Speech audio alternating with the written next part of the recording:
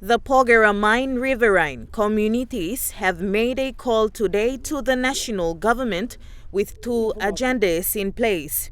The first one is on the environment permit, in which they have urged the government to facilitate a compensation agreement to them before issuing a new environment permit. Team leader of the Pogera Riverine, Peter Papo, made his statement. We are not against the reopening of the mine. We applaud the Prime Minister for all the effort that is being put into reopening the mine. We are thanking Barrick to coming on board, but we appeal to our Prime Minister to please hear the cries of your poor riverine people and not to transfer the permit and get consent from us through a compensation agreement for riverine waste disposal.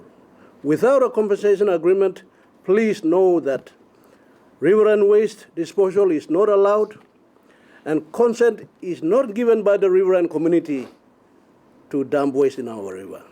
Socio-economic impact and environmental damage is a controversial issue that these landowners have stated.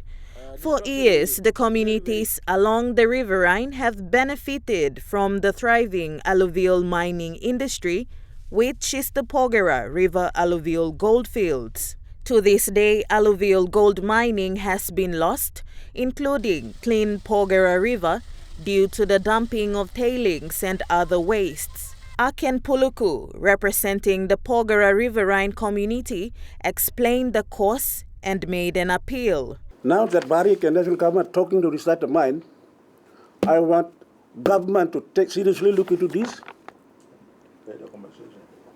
and pay a compensation for the loss of alluvial mining the gold that we used to find along the river, and also to compensate the leaseholders because they underpaid my father and the other people who used to have a alluvial mine lease.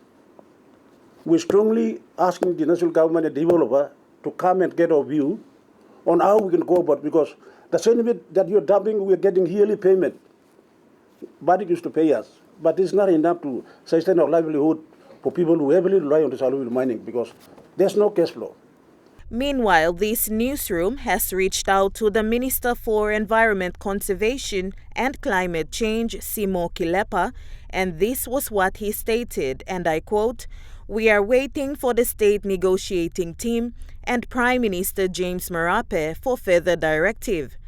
The transfer of the government permit has its own process in line with the law. The legacy issues can be settled by the former company or can be transferred to the new company." End quote.